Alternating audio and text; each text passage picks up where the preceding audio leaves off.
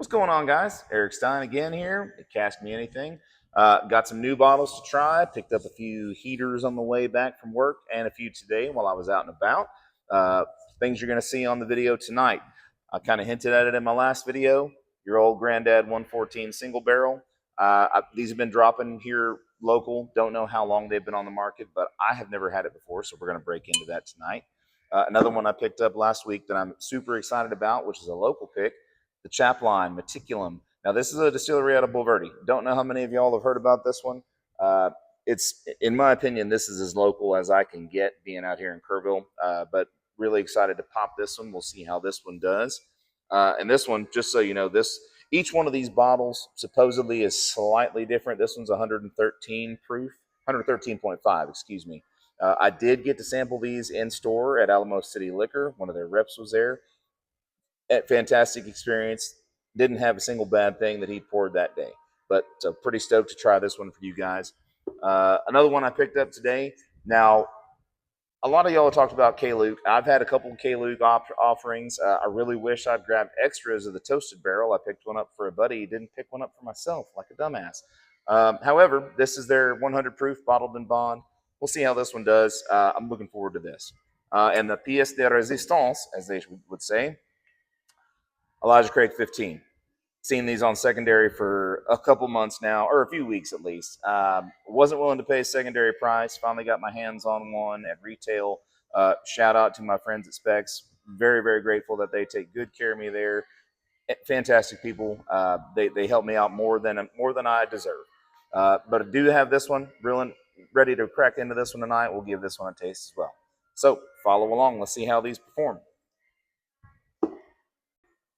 All right, so let's get into this. First, we're going to rip open this old Granddad. This little fresh crack does. See what I'm cutting into here. Oh, goddamn, that's a stout cork. Oh yeah, that's a good one. Oh, crud, I need a Glen.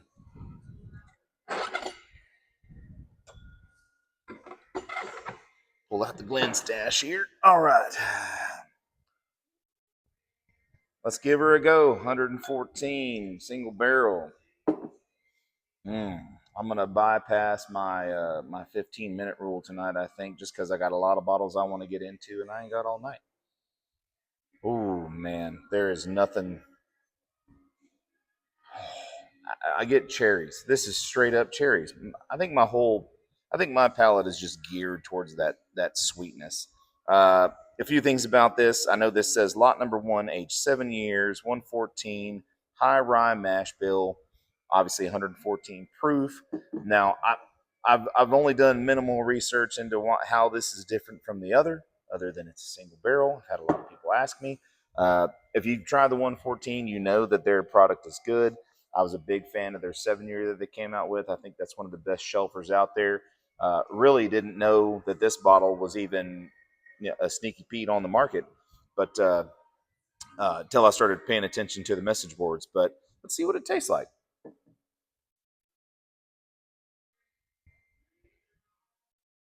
Wow. All right, it tastes the proof for sure. There is that sweetness there. I get the baking spice straight off the bat. This is really similar, in my opinion, to a Weller Full Proof. God, and if this is, if they're in the same brackets together or same bracket together, this is definitely the more preferable one, probably because it'll be easier to find. Now that I say that and I say that it's good, I bet 1,000 people will go out looking for it tomorrow. But this is meaty, earthy, but still has a little bit of that sweetness to it. It's definitely not a sugar bomb by any stretch, but it does have the instant taste has a little bit of cherry to it, but that dissipates pretty fast. But for the proof, this is fantastic. Wow, I could crush this bottle, and I probably will. I've got a backup of it. Not really sure what I want to do with it yet, but that all day is a fantastic pick. Retail for this, I picked this one up for, it was $50 out the door. I never saw the retail. Somebody picked this one up out of the back at a Twin Liquor that just happened to randomly see the box. They didn't even have this out on the shelf. The guy looked it up in the computer and said, "Oh, sure, we got a case of it, at least one case. They may have been holding more." However, that's kind of the norm here in Texas. There's a lot of, I've been hooked up plenty of times. I cannot complain, and I will never complain. But I was really glad that I peeked in the back room and saw this box sitting there, because he had this, and there was at least one more. They offered me more than one. I will say that. I'm not a very picky person. If somebody offers me more than one or something that I know is great or is going to be great, you bet your ass I'm gonna go jump on it. But I was really appreciative of them that they didn't just gatekeep this and say, "Oh no, that's for wholesale," which I know a lot of companies are constrained by that. I know a lot of stores, they've got to meet the demands of their wholesale groups. But I'm always appreciative of stores that are willing to go the extra mile. People who are just looking to taste something for the first time. Definitely a first for me. Definitely a bottle I'm going to go back to. Let's see what's next on the docket. Chapline. Let's give a little shout out to Chapline here. Now, I'd heard a few things. Some of my buddies from local San Antonio area bourbon boards were talking about this bottle or this distillery a few weeks ago, and I happened to run into their rep while I was out bourbon hunting at Alamo City Liquor in San Antonio. This was the downtown location where, if you haven't been there, they have by far the absolute best selection of bourbon in town. Their prices may be a little higher than some of your big boxes, but you can't beat their wall of bourbon they have. And to accompany that, they've got a wall of rye as well. And if you're into tequilas, they got a wall of tequila. So it's a must stop at. I mean, I think even Bruzel went to Alamo City Liquor, to that location when he was down here filming, and that guy's got how many hundreds of thousands of followers. So if it's enough to influence that old boy to come down and sample some of our wares, it's got to be a good one. Let's see this pop. Ooh, see, that's a good one. Ooh, now that one. Now I was fortunate enough to taste this one in store, and I'm going to stand by my assessment of this bottle. I told the rep, I said, "Man, this literally tastes like tequila, or smells like tequila." And yeah, this smells like a really good añejo tequila when you pop the cork. It didn't taste anything like that, so let me grab another Glen and we'll taste this one out. Mm. Now, right off the bat, I can tell this is younger, which they are. I think these are minimum 2 years. And let me see what it says here. I know this one was released in 2025. You can tell that this one is still young, and it's got a lot of room to open up. But this one is not.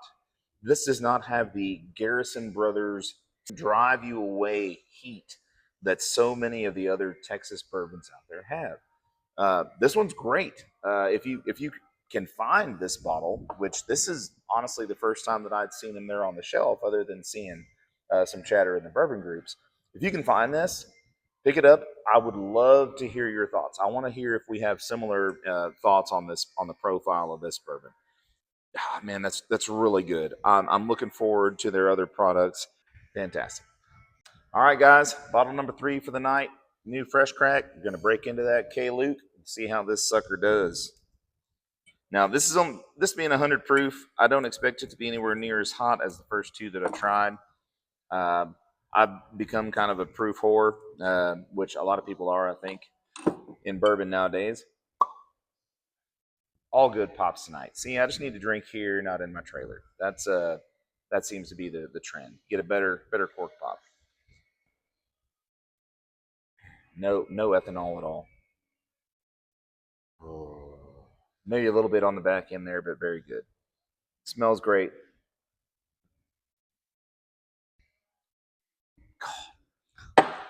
I swear that I can't find a bad bourbon to taste. Y'all are going to think that I just like everything, and that's really not the case. But that is a fantastic pour. Tasting notes: not a lot of spice, a lot of sweetness. Um, Now this, I can kind of taste some of that fruit. I can taste a little bit of fruit in this. I can definitely taste the oaky nature of this one. This one I can taste the barrel, whereas that Chapline, it needs to stay in there longer. Yeah, I mean, you can honestly tell. I mean, the difference, we're talking about minimum 2 years versus minimum 7 years. You can taste the difference. This is probably as good as, if not better, than the old Fitzgerald 7 year. So, I mean, I don't know if that's really the greatest comparison. Don't care. I'm just going to tell you guys what's good and what's not. This is something that I would pick up, and the price point on this was even more reasonable, $55. This is not something you're going to shell out $100 for, and probably be able to find this pretty much everywhere. This was a specs pickup. I've seen it at several of their stores. I hope this is readily available everywhere in Texas. If not, it damn well should be. But don't shy away just because you see 100 proof. I know there's a lot of people out there that, oh, it's 100 proof. I only drink 110 plus. I only drink 125 plus. No, this is worth it. This is worth every penny that I spent on that. Let's move on to the next one. We'll move on to the final bottle of the night. Stick around. All right, guys, thanks for sticking around. You made it to the final bottle, which is the Elijah Craig 15. The price point is a little steeper than everything else we've tasted tonight. This one came in at about 143 bucks retail, obviously plus the government's cut. But hopefully this one doesn't let me down. Oh yeah, sounds great. Now, the first time I tried Elijah Craig 18, I was not blown away. I got it in a trade, and I can't even remember what I traded offhand for that. I think it was something along the lines of an Elmer T. Lee. I think I had an extra Elmer T. Lee, and one of my coworkers had that 18, and it wasn't a bad trade. I probably wouldn't have picked up another Elijah Craig 18 for another year, so it was worthwhile. So, smells like heaven. Ooh, now that's got some fruitiness to it. That's different than their barrel proof offerings. Yeah, I mean for 108 proof, man, that is the least hot, least spicy 108 proof I've probably ever tasted in my life. Um, you'll pardon me, but I don't do shabuzi. Anyway, getting back to the Elijah Craig single barrel 15 year, that is, man, it's better than the 18 year. I'm curious how this would stack up to other 15 year offerings. I've never had the Knob Creek 15. And if anybody does have it, reach out to me and let me know. I'll buy a sample off of it. Or maybe I should just say I'll take a sample if you're willing to share a sample. You know how that goes. But yeah, this has got some fruitiness to it. Uh, Maybe it's just that it's a little lower proof than some of the stuff I've tried tonight. But right after that K.Luke, this doesn't taste anywhere near as hot as that K.Luke. So, wow. I did have some other friends that said it was a very, very oaky, kind of an old man's bourbon. I tend to agree with that, simply because you could probably knock back half a bottle of this and not even feel it. But yes, that's so good. So good. I got to taste it again. No complaints. I don't know what else to say. So as far as the old Elijah Craig goes, this is a fantastic bottle. If you're able to pick this one up at retail, please do. I have an Elijah Craig 18. In fact, I have them right here together. This would not be a fair comparison simply because of the proof difference. However, this one's great. I think this is fantastic out of Elijah Craig Heaven Hill. I think this is what they intended by this. So hopefully that becomes a little bit more easy to find. I know everybody and their dog is trying to grab these 15-year bottles right now, but the way the fruit hits you right off the front. That's right up my alley. It doesn't have a lot of burn, but it does have the complexity that stays with you. It's very warming. That being said, appreciate you guys tuning in. And the whole goal of my channel is to sample some things that you guys maybe have not wanted to pull the trigger on buying, or maybe just haven't been exposed to it. And either way, I'll do my best to continue reviewing things that are new, intriguing. If they're hard to get, great. I can shout out to my friends at Specs, Total Wine, Twin Liquor, any local mom and pop. The Grape and Grain here in Kerrville has been fantastic in getting me access to a lot of bottles that I would not normally see. Can't do it without them, so I appreciate that. So give me a like, give me a share, give me a subscribe. Tell your friends about the channel. Send me messages of any bottles you want me to try. I'm happy to go pick those up and give them a sample. I'm really excited for all the products that are coming out of Texas. I hope you guys are excited to take this bourbon journey with me. Don't view it as just a trip to try to find and collect all the fancy bottles. They all look great. They look fancy in a cabinet. That's all well and good. However, the bottles will look just the same when they're open as if they're full. So that's my philosophy. Drink what you can, drink up as much as you can, drink responsibly. Appreciate you guys tuning in. I'll catch you on the next one.